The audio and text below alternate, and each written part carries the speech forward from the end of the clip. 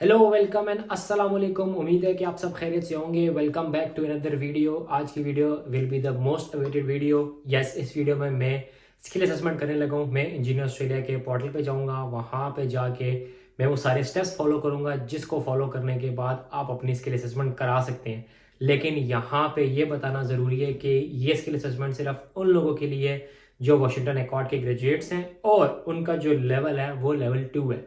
जिन लोगों का लेवल 1 है, अब उनको कुछ कन्फ्यूजन थी और वो कन्फ्यूजन ये थी कि वो समझते थे कि शायद अगर उनकी डिग्री लेवल 1 की वाशिंगटन अकॉर्ड के अंडर आती है तो उनको भी वाशिंगटन अकॉर्ड का पाथवे अडॉप्ट करना है, लेकिन ऐसा नहीं है। अगर तो आप वाशिंगटन अकॉर्ड लेवल 2 की यूनिवर्सिटी से ग्रेजुएट हुए हैं तो ये वीडियो सिर्फ और सिर्फ तब आपकी होने लगी है, तब आप ये वाला प्रोसीजर फॉलो कर सकते हैं और इसके बाद आपकी स्किल असेसमेंट आ जाएगी। लेकिन वो सारे लोग जिनकी वाशिंगटन अकॉर्ड की लेवल 1 की डिग्रीज हैं या वो सारे लोग जिनकी डिग्रीज वाशिंगटन अकॉर्ड के अंदर आती नहीं है, उनको जो पाथवे फॉलो करना है वो सीडीआर का पाथवे है। CDR is competency demonstration report. अब उसमें क्या होता है, उसमें बेसिकली आप अपनी 3 कैरियर एपिसोड लिखते हैं, रिगार्डलेस आपके एजुकेशन की हो या आपके वर्क की हो। फिर एक समरी स्टेटमेंट होती है, आप वो सबमिट करते हैं इंजीनियर ऑस्ट्रेलिया को। इंजीनियर ऑस्ट्रेलिया उसको असेस करता है और उसको असेस करने के बाद वो बताता है कि आपको वो किस लेवल का इंजीनियर यहाँ पे मानता है।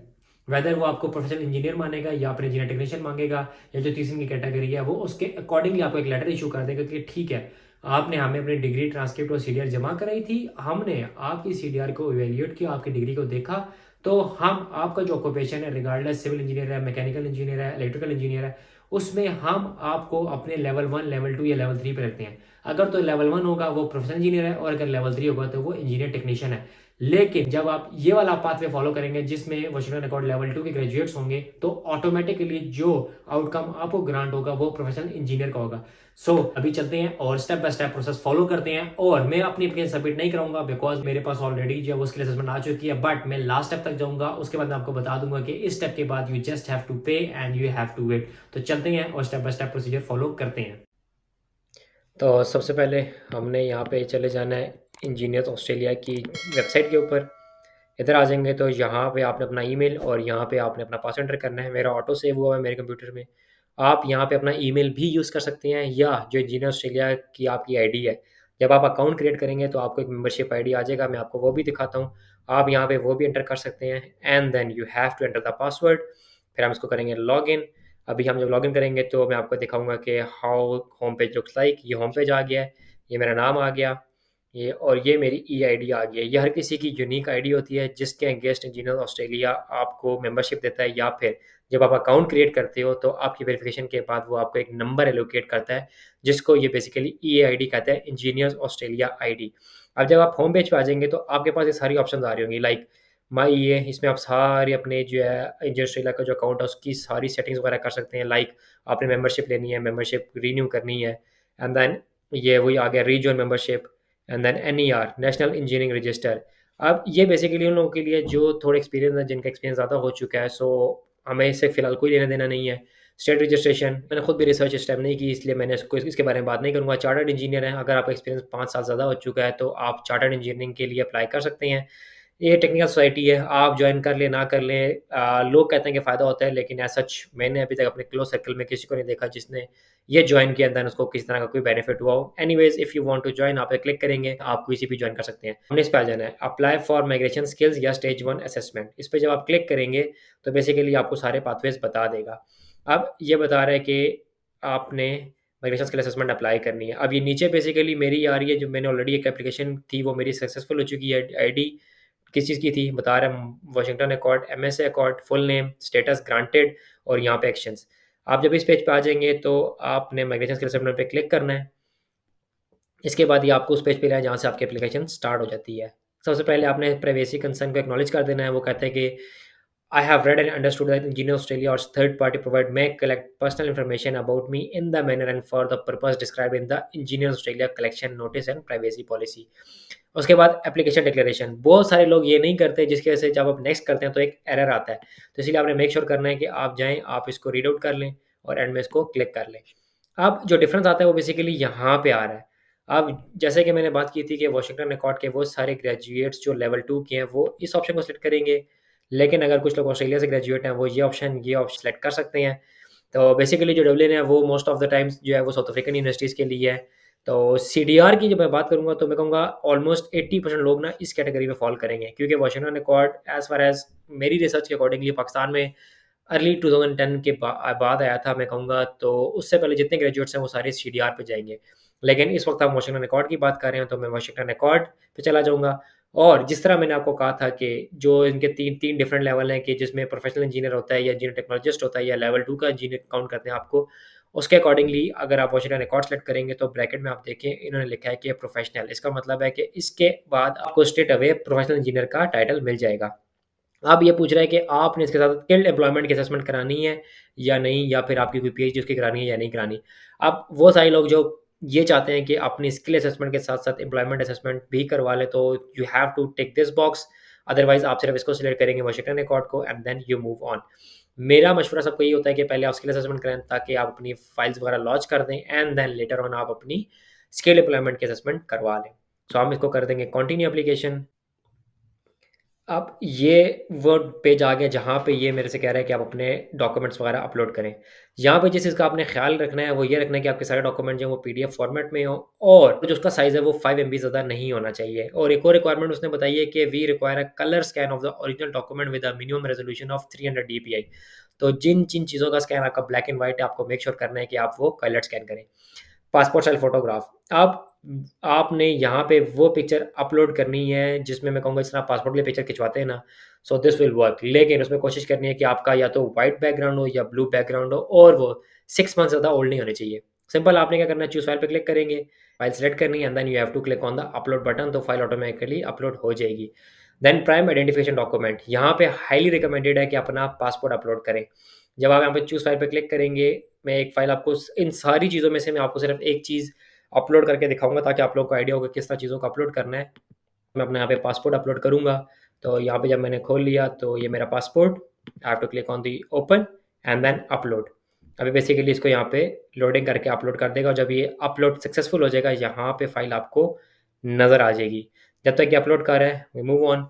नेम चेंज डॉक्यूमेंट, आप में से वो लोग अगर किसी का कभी कोई नाम चेंज हुआ है, स्पेशली फीमेल्स की अगर मैं बात करूँ तो शादी के बाद उनका नाम वगैरह चेंज हो जाता है, तो अगर आपका कोई डॉक्यूमेंट ऐसा है जिसमें आपका चेंज ऑफ नेम है, तो आपको वो डॉक्यूमेंट यहाँ पे अपलोड करके यहाँ से अपलोड का बटन प्रेस कर देना है। अब ये देखें ये फाइल जब अपलोड होगी है तो यहाँ पे ये फाइल शो हो रही है। I will delete this one, क्योंकि मैंने सिर्फ आपको सैंपल के तौर पे दिखाना था, क्योंकि मैं एंड में एप्लीकेशन को भी सबमिट नहीं करवाऊँगा। देन सीवी, अब यहाँ पे आपने अपनी लेटेस्ट जो भी रिज्यूमे या सीवी है उसको यहाँ पे अपलोड कर देना है। अब उसमें आप जॉब करें या नहीं करें तब कोई इम्पैक्ट नहीं पड़ेगा, क्योंकि आप सिर्फ और सिर्फ अपनी स्किल असेसमेंट करा रहे हैं। मेक श्योर करना है कि जो आपने डिग्री की हुई है या जो आपने एक्सपीरियंस गेन किया हुआ है वो सारे का सारा यहाँ मेंशन कर दें, बेहतर है। जो सीवी आप यहाँ पे अपलोड करेंगे, you have to make sure कि आप वही सीवी अपनी सारी एप्लीकेशन में अपलोड करें। उसमें चेंजिंग विद टाइम जो आएगी वो एक्सेप्टेबल है, लेकिन कोई भी ऐसी चीज़ यहाँ ना लिखें जो लेटर ऑन आप किसी और सीवी में ना लिख सकें। सो मेरा मशवरा यही है कि जो आपकी बेसिक इन्फॉर्मेशन है, जो आपकी क्वालिफ़िकेशन है, फिर कोई एक्सपीरियंस है, तो आपने भी सिंपल सी सीवी बनानी है और वो यहाँ पे अपलोड कर देनी है। Once you are done with this, तो आपको एप्लीकेशन डिटेल्स में जाना है।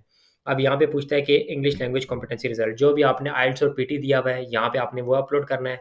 और ये साफ-साफ बोल रहा है कि the test date shown on your report must not be more than 3 years old at the time of your application. मतलब 3 साल से पुराना आपका आइल्स का रिजल्ट या पीटी का रिजल्ट नहीं होना चाहिए। इट वाज़ 2 इयर्स बिफोर, लेकिन उन्होंने अब इसको अमेंड करके कह दिया कि 3 साल से ज़्यादा पुराना टेस्ट नहीं चलेगा। मिनिमम 6 चाहिए आपको आइल्स के केस में और मिनिमम 50 चाहिए आपको पीटी के केस में। जब आप यहाँ पे अपना रिजल्ट अपलोड कर देंगे तो यहाँ पे आपको टेस्ट रेफरेंस नंबर एंटर करना है। अब आइल्स के केस में जो आपके टेस्ट के ऊपर लिखा आ रहा था ना पीके, स्टार्टिंग विद द पीके, तो ये आपका टेस्ट रेफरेंस नंबर होगा। लेकिन पीटी की बात करूँ तो ये जो आपके जब जहाँ पे आपकी पिक्चर होती है और लेफ्ट साइड में जब पीटी का साइन होता है, उसके सेंटर में ना जो न्यूमेरिकली आपका नंबर होता है, टेस्ट रिपोर्ट नंबर, आपने वो यहाँ पे एंटर करना है। And then moving on qualification में चलेंगे। अब क्वालिफिकेशन में कहता है कि आपने यहाँ पे ऐड अपनी क्वालिफिकेशन।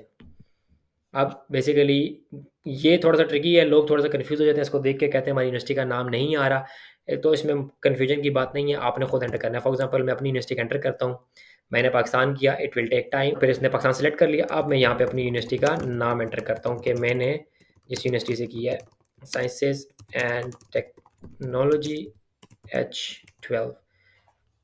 अब वो कह रहा है क्वालिफ़िकेशन क्या है आपकी, तो मेरा है बैचलर्स, डिसिप्लिन किसमें है? Civil engineering. अब यहाँ पे आपने अपनी डिग्री, जिस तरह मैंने ऊपर पासवर्ड अपलोड किया, same you have to select your degree, press upload and then you have to select your transcript and then click on the upload button. Expected date of completion, ये कह रहा है कि अगर अब तक आपकी क्वालिफिकेशन कंप्लीट नहीं हुई but you are done like 7 semester और 8 सेमेस्टर के आपने पेपर दे दिए और आपका रिजल्ट अगले 1 डेढ़ महीने में आने वाला है, तो आप बताएं कि आपकी एक्सपेक्टेड डेट ऑफ ग्रेजुएशन क्या है। लेकिन जिस तरह की मेरी ग्रेजुएशन हो चुकी है, so I will put as my graduation date which is 30th of June 2018। अब मैंने कर दिया, I click on save qualification. अब ये कह रहा है क्वालिफिकेशन, देखें qualification certificate is required, transcript is required. अब ये जब मैं डॉक्यूमेंट अपलोड कर दूंगा तो आई क्लिक ऑन सेव और ये यहाँ पे रिफ्लेक्ट हो जाएगी मेरी कौन सी क्वालिफिकेशन है। I do that as my qualification so that आसानी हो जाए। And then I go to my documents, click on open, upload and then in the same time मैं अपनी ट्रांसक्रिप्ट सेलेक्ट करता हूँ, फाइनल ट्रांसक्रिप्ट, ओपन, अपलोड। अब ये सारी क्वालिफिकेशन डिटेल्स आ गई, एप्लीकेशन डिटेल्स आ गई, सब कुछ आ गया है। अभी देखें क्वालिफिकेशन में जब मैं क्लिक करूँगा तो ये बता रहा है कि मैंने कहाँ से बैचलर्स की है, एक्सपेक्टेड ऑफ कंप्लीशन क्या थी, डिग्री, ट्रांसक्रिप्ट सबको अपलोड कर दिया है, मेरी क्वालिफिकेशन ऐड हो चुकी है।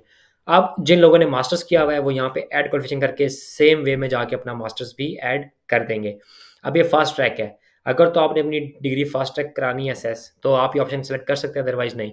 इसके एडिशनल जो चार्जेस हैं वो रफली अराउंड $435 हैं जो एस्टिमेटेड कॉस्ट है। इससे इसके अराउंड जो कॉस्ट है वो आपकी ऐड हो जाएगी टोटल में।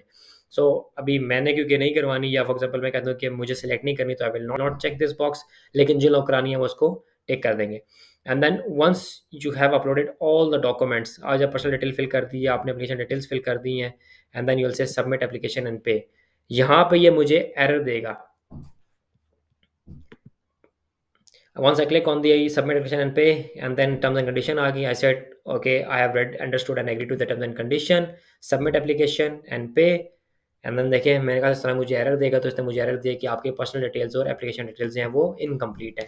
सो once you are done with this one, simple, इसके बाद वो आपसे कह देगा कि पे नाउ, आप पे करेंगे तो आपकी एप्लीकेशन सबमिट हो जाएगी। So this is the whole process जिसके थ्रू आप अपनी स्किल असेसमेंट अप्लाई कर सकते हैं। सो उम्मीद है कि इस वीडियो से उन सारे लोगों को हेल्प मिली होगी जो कंफ्यूज थे कि किस तरह मैं अपनी स्किल असेसमेंट डाल सकता हूँ स्पेसिफिकली अगर मैं वाशिंगटन अकॉर्ड लेवल 2 का ग्रेजुएट हूँ। लेकिन इस वीडियो के बाद वो सारे लोग जो वाशिंगटन अकॉर्ड लेवल 2 के ग्रेजुएट्स हैं वो अपनी स्किल असेसमेंट्स खुद डाल सकते हैं और अपने बहुत सारे पैसे जो वो एजेंट्स को पे करते थे, मैं रफली बताऊँ तो जो मुझे पैसे कोट हुए हैं वो एनीवे फ्रॉम 100,000 से लेके 200,000 तक, मतलब 1 लाख से 2 लाख के बीच में एजेंट्स चार्ज करते थे सिर्फ इस 15 मिनट के काम का। सो आई होप इस वीडियो से वो अपने सारे पैसे बचा लेंगे और उनको ये प्रोसेस पता लग गया है। It's not that much hard, it's simple, आपको सिर्फ बस अपने डॉक्यूमेंट्स अपलोड करने हैं। अगर डॉक्यूमेंट अपलोड करते हुए आपको एरर आ रहा है तो you have to make sure कि आप अगले दिन ट्राई करें। कभी-कभी इनके पोर्टल में भी इश्यू होता है, you have to make sure कि आप उसको रिफ्रेश करें या अपना आईपी चेंज करके दोबारा अपनी एप्लीकेशन स्टार्ट करें तो आपके डॉक्यूमेंट्स अपलोड हो जाएंगे। इसमें परेशानी की, घबराने की बात नहीं है। सो उम्मीद करता हूँ कि इस वीडियो से आप लोगों को मदद मिली होगी और वो सारे लोग जो वाशिंगटन लेवल 2 के ग्रेजुएट्स हैं और उनको अगर इस चीज़ का नहीं पता तो इट्स योर रिस्पॉन्सिबिलिटी कि आप अपने बैच फेलोज़ के साथ या उन सारे लोगों को जिनको आप जानते हैं और वो अपनी डिग्री के असेसमेंट कराना चाहते हैं, ये वीडियोस तक पहुंचा दें सो दैट वो भी पैसे बचा सकें। सो वो सारे लोग जो मुझे फॉलो करते हैं but you have not press the subscribe button, please make sure to hit the subscribe button ताकि इस तरह की मजीद वीडियोज़ आप तक पहुँचती रहें। जिस तरह लास्ट टाइम कि ये कैसे लॉन्च करते हैं वो वीडियो भी आप लोगों के पास आ चुकी है, स्किल असेसमेंट कैसे करनी है वो भी मैं अपलोड कर चुका हूँ। इसके साथ जिस तरह हम आगे चलेंगे, अभी जो नेक्स्ट वीडियो है that will be on resume कि ऑस्ट्रेलिया में कौन सी रिज्यूमे आप बनाएंगे, so that will help in getting the job. So मिलते हैं अगली वीडियो में, टिल देन टेक केयर, अल्लाह हाफिज़।